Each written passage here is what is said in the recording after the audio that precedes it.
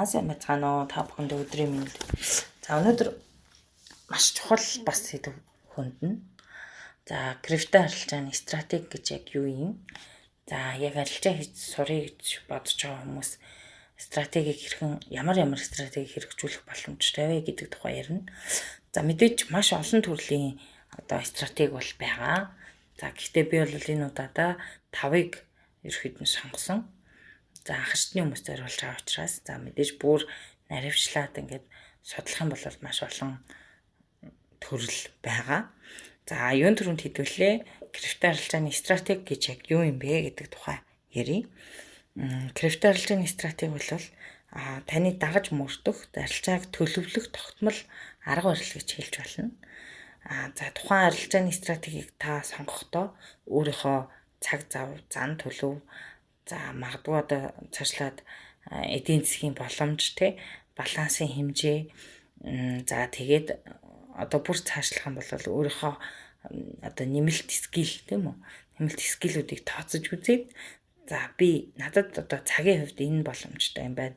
Скиллийн хувьд энэ боломжтой юм байна ч гэдэг юм. Эсвэл мөнгө санхүүгийн хувьд ийм байвал надад болох юм байна гэдэг судалгаагаа маш сайн хийгээд за өөртөө тохирсон стратегийг сонгох нь маш чухал. За ер нь бол стратеги танд юуг олгодог вэ гэхээр хөвчлэн ямар арилжааг хизээ хийх. За мөн хизээ тухайн арилжааг нээх, хаах, хэдийн хэмжээний ашиг, мөн хэдийн хэмжээний эрсдэл үүрэх вэ гэдгийг урьдчилан тодорхойлж өгдөг гэсэн.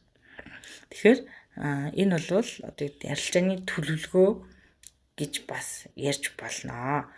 За тэгэхээр миний өнөөдрийн сонгосон 5 төрлийн арилжааны эхний буюу scalping арилжаа, day trade хоёрын тухай ярив. За эхнийх нь энэ scalping гэдэг арилжаа бол криптовалютын зах зээл түгээмэл хэрэглэгддэг арилжааны стратеги. За энэхүү арилжааны стратеги нь арилжаачид ойрхон буюу 1 минутын ч юм уу бага цагийн үнийн хөдөлгөөнөөс ашиг олох боломжийг олгодог гэсэн. За та бүхэн ингээд номыг уншаад стратегийн тухай номнуудыг унших, за трейдеруудын хичээлүүдийг ингээд үзэх юм бол 1 минутын энэ стратеги байна. 15 минут, 30 минутын скальпиныг ашигладаг хүмүүс ч байгаа. Тэгэхээр маш сайн судлах хэрэгтэй гэсэн. За мэдээж зорилго нь өдөр бүр бага хэмжээний ашиг олж цаг хугацааны явцад их хэмжээний ашиг олох зорилготой хүмүүс энэ стратегийг ашиглавал илүү өгөөжтэй байх нэ. За энэ бол эрсдлийг удирдахын тулд илүү их арилжаа нээхийн тулд хөшүүргийг ашигладаг бөгөөд алдагдлыг зогсоох арга хэмжээг авдаг ийм мэдээж стратеги гэж ойлгож байна. За тэд бол 1 минут, 15, 30 минут за нэг цагийг ашиглан арилжаа хийдэг. За тэдний арилжааны хэвчлэн хэдэн секундэд эсвэл минут үргэлжилдэг боловч хэвчлэн 1 цагаас бага цаг хугацааны дата анализыг анализ хийдэг гэж ойлгож байна гэсэн. За дараагийнх нь за та бүхэн simple стратеги гэдэг юм уу ингээд 1 минутын scalping гэдэг ингээ хайгаад үзэх юм бол маш олон бас бичлэгүүд англи дээрч монгол дээрч байгаа. За дараагийнх нь day trade буюу өдрийн арилжаа. За өдрийн арилжаа бол тухайн өдөр зах зээлд бүрэн орж гарах buy sell ч юм уу эсвэл short long ямар төрлийн арилжаа хийж байгаа вэ гэдгээс хамаарат buy sell эсвэл short long хийж ашиг гэдэг зүйлээ тэр дор нь гаргаж ирэх тухайн позишныг хааж эсвэл stable coin руу хөрвүүлж ямар нэгэн байдлаар ашиг гэдэг процессо позишн бүрэн хааж иж би болгодог өдрийн арилжааг хэлж байгаа гэсэн. За ер нь бол энэ төрлийн арилжаач ихэвчлэн өдрийн доторх болох үнийн хөдөлгөөнийг ашиглахыг зорддог хүмүүс байдаг. За өдрийн арилжаа нь болохоор өмнөх арилжааны стратегийг бодох юм бол илүү хугацаанд арилжаа хийдэгч нэг өдрийн дотор нээлттэй арилжааг хаахыг зорддог хүмүүс байдаг гэсэн үг. За тэгээд ийм day trade хийж байгаа хүмүүст бол зах зээл тогтворгүй буюу өсөж унаал те тогтворгүй байх нь илүү одоо боломж гэж хардаг гэсэн. Зарим хүмүүс бол юу гэдгийг яна унцлаа гээл хоол хийгээд хүлээдэг бол үгүй day trade хийж байгаа хүмүүс бол эсвэл бухын зах зээл эсвэл баахын зах зээл ч юм уу зах зээл нэг унаал нэг өсвөлтэй ийм байхад илүү ашигтай байна гэж үздэг гэсэн. За мэдээж техник шинжилгээг ашиглан өдрийн арилжааны стратеги боловсруулдаг. За тэгээд гисэн эдийч ерөөхдөө бол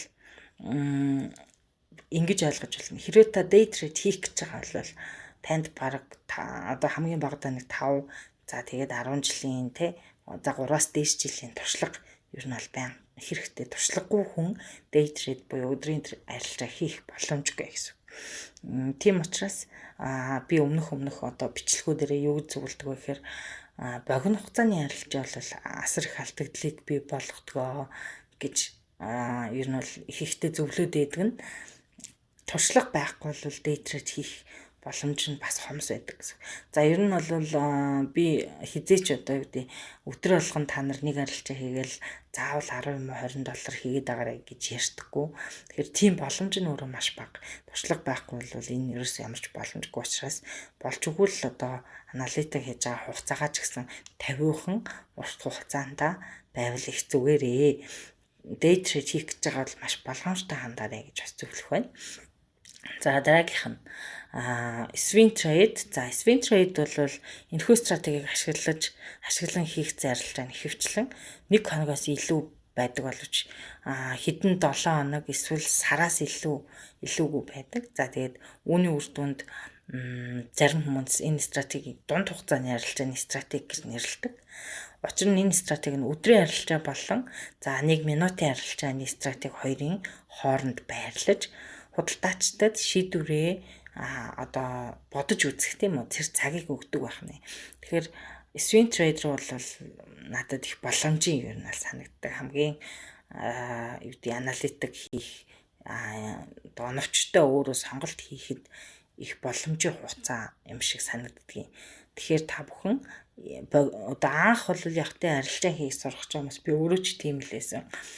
Тэгээ өдөр болгон нэг арилжаа хийх гээл чичрээл тэгэл тэрэндээ их хурч чадахгүй эсвэл одоо байнгын алдагдaltaй гардаг ч юм уу эсвэл өдөр болгон нэг арилжаа хийх ёстой гэдэг тэр үгэндээ баригдаад алдагдлаа бүр одоо байх ёстой хэмжээнээс их хэтрүүлж алдагдал хүлээдэг ч юм уу эсвэл заавал өдрийн арилжаа чинь болж өөр амьдал явах үедээ олон арилжаа хийж өөрийгөө туршлагатай болгох гэж байгаа санаатай. Тэгснээ эргээд тэр нөгөө туршлагын араас явж байгаа юм шиг боловч өөрийгөө алдагдал гэдэг зүйлийг хязгаарлаж чадахгүй болтлоо тэгж бас явж исэн үе надад байгаа. Тэгэхээр тэгж нөгөө болчингүй алхам хийж бас болохгүй шүү. Тэгэхээр swing trader бол бас их боломжтой хугацаа аналитик хийхэд ч тэр хөдөлгөөний дунджийг олоход ч тэр за ер нь одоо юу гэдэг богино хугацааны стратеги тэгтэй адил аяндаа шийдвэр гаргах боломжгүй байдаг. Тэгтээ та бага сэтгэл хөдлөл оновчтой байдлаар арилжааг шийдвэр гаргах боломжтой тул арилжааны хэм маягийг одоо анхлан тийм үү дөнгөж сонирхож байгаа шинэ трейдерүүдэд бол ихэвчлэн swing trader-ийн стратегийг хүмүүс санал болгодог. Бити одоо богино хугацаанд хөдөлгөөн хийгээрэй ч гэдэг юм те ихэвчлэн санал болгодог гэсэн. За дараагийнх нь buy and hold position trade. За энэ бол худалдаачдад арилжааны байрлалыг удаан хугацаанд хадгалах боломжийг олгодог. За тэгээд энэ нь хэдэн сар, хэдэн жил ч гэж болно. Энэ стратегийг ашигладаг худалдаачид ихэвчлэн богино хугацааны үнийн хөдөлгөөнийг одоо нэг тоодоггүй гэсэн. Биткойн үн одоо жишээ нь онцон байна аа. За яг ч гэдэг юм те урт хугацаанд харж байгаа учраас гэд сэтгэл хөдлөл бага автдаг гэсэн үг. За урт хугацааны чиг хандлагад илүү анхаардаг. За энэ төрлийн арилжаа хийхийн тулд худалдаачид арилжаа хийж байгаа хүмүүс ихэвчлэн өдөр бүр 7 хоног бүр сар бүр дээр анхаарлаа төвлөрүүлдэг. Ерөнхийдөө нөгөө цаг хугацааны том циклүүд дээр анхаарлаа хандуулдаг гэсэн үг. 7 хоногт өдөрт ямар байна, 7 хоногт ямар, сард ямар байна, магадгүй улиралд ямар байна, жилд ямар байна, одоо хагас жилд ямар байна ч гэдэг юм те том цаг хугацааны циклүүд дээр маш их төвлөрүүлдэг. Тэр давтамжийг илүү их харж одоо хөрөнгө оруулалтын бол арилжааны позишн стратеги боловсруулдаг гэсэн үг.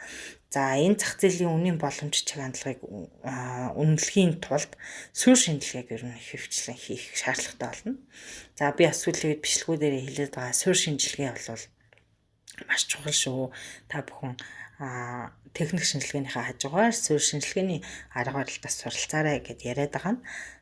Ер нь суурь шинжилгээ бол зөвхөн крипточ биш, форекс за бусад стоксын зах зээл дээр ч гэсэн биднэрт маш том мэдлэг, маш том санхүүгийн боловсролыг өгдөг ийм шинжилгээ байгаа. За яг мэдээж суралцаад ингээд ухаж түнхээд явхад бол цаг их орно, объемор нь харах ч гэдэм үү маш их судалгаа шаардлагатай боловч нэг одоо мэдээд судлаад гартаа оруулах юм бол танд байнгын одоо зөв чиглүүлгийг бий болгож болох үст тийм шинжилгээ байгаа. Тэгэхээр та бүхэн тэрэн дээрээс илүү анхаараарай.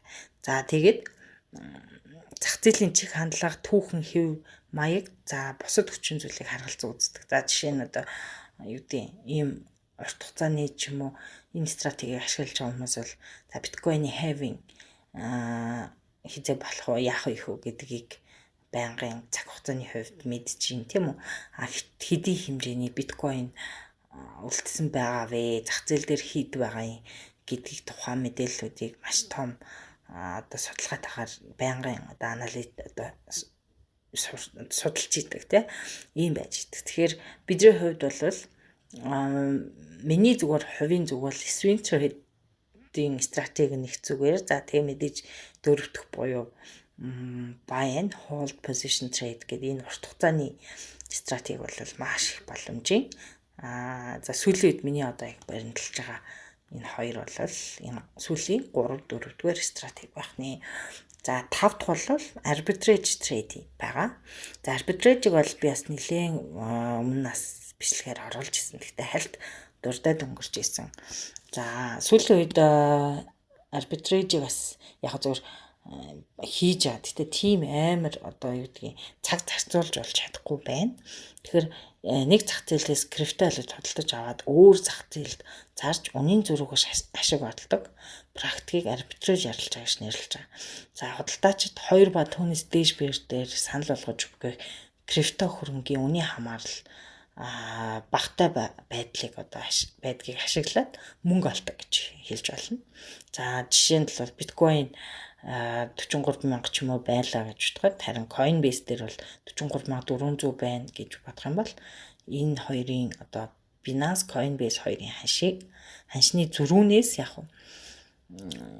ашиг олно гэсэн. Binance-аас биткойн хөдөлтөж аваад Coinbase руу шилжүүлээд хямдхан байгаа газраас нь аваад үнэтэй байгаа газар руу шилжүүлээд дундаас нь ашиг хүртдэг гэсэн. За яг мэдээж арбитраж арилжаа хийхэд бол яг нэг хүн харахад ингээ боломжийн юм шиг боловч маш сайн тооцохгүй бол бас боломжгүй. Тэрний үе гэхээр дундын одоо гүйлгийн шимтгэл гэж нэг юм байгаа. За биржээс одоо жишээ нь Binance-аас аваад Coinbase руу биткойноор шилжүүлэхээр хэдэн төгрөгийн шимтгэл байх юм.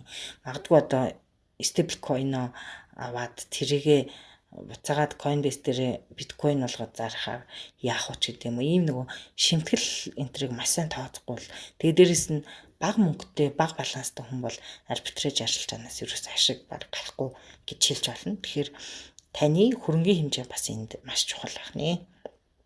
За тэгээд ерөнхийдөө одоо сүүлийн үед нөгөө мерчант гэдэг юм чинь маш их боломжийг олгож байгаа тийм үү. Зөвхөн шимтгэлгүйгээр наасан цааш нь олгож байгаа учраас бас энэ хөгжлийг бид нар ашиглаад арбитраж арилжаа хийж болно гэсэн үг. За тэгээд сүүлийн үед бол энэ арбитраж буюу нэг биржээс нөгөө бирж рүү үнийн зөрүүнээс ашиг хийж байгаа арилжааг бол хүмүүс маш их хийж байгаа. Тэгэхээр их одоо баланстай тэгээд найдвартай одоо койно зөв сонгосон судалгаатай арилжаачид бол ийм буюу арбитраж төрлийн арилжаа хийх нь нэмэгдэж байгаа гэж үзэж байгаа юм билээ. За тэгээд сүүлийн судалгаагаар бол зүгээр ингээд бирж хоорондын арбитраж арилжааг сүүлийн 4 жилээс за 2.5 тэрбум одоо их төгрөгөөр давсан нийт үзүүлэлтийн зах зээл эргэлжиж байгаа гэж үздэг. Тэгэхээр бас бид нар яг хаана ямар боломж, хаана шинэ зүйл байна. Тэрэнд бол маш сайн шинэ одоо соргог хандж боломжтой зүйл рүү өөрийнхөө хөрөнгийг зөв захиран зарцуулж ийж аливаа зах зээлээс ялангуяа одоо крипто гэдэг тэг CryptoFreaks гэдэг энэ хоёр зах зээл, Stocks гэсэн энэ гурван зах зээлээс бол хэн сайн мэдлэгтэй байсан, хэн түргэн шуурхай байсан, хэн одоо оновчтой шийдвэр гаргаж чадсан хүн л ашиг хийх боломжтой гэсэн үг. За тэгээд өөртөө зөвлөж хамгийн сайн крипто арилжааны стратегийг сонгох бол маш чухал. За тэгээд тэрийг сонгохын тулд таны зан чанар, арилжаа ихэр сонгосон цаг хугацаа, за тэгээд арилжааны хэм маягийг бол тодорхойлогдоод өгч гэсэн үг. За тэгэхээр та бүхэн анхаарчны стратеги гэж яг юу юм бэ? Ямар стратегиуд байдг юм бэ гэдгийг ингээ ойлгоод авцсан байх. Тэгэхээр та бүхэн өөрийнхөө одоо тохирсон стратегийг сонгож амжилттай арилжааны одоо туршлагыг хоримтлуулж их бага эрсдлээ өөрөө хязгаарлаж энэ салбарт оновчтой оролцоод монголчууд маань бүгдээрээ одоо олон улсаас доллар татсан ашигтай амжилттай одоо хэрэглэгч нар байгаарэ. Одоо энэ крипто гэж ярангууд л монголчууд андаа уурдуулдаг гинэ, мөнгө алддаг гинэ гэдэг биш. Эсвэргээрээ бид нар монголчууд мэдлэгтэй мөн цензуртэй хэрэглэгч нар байрч чадсанараа энэ салбараас яг дэлхийгээс доллар татах боломж нь бас байгаа шүү гэдгийг дахин хэлье. За бүгдэнд нь амжилт хүсье, баярлалаа.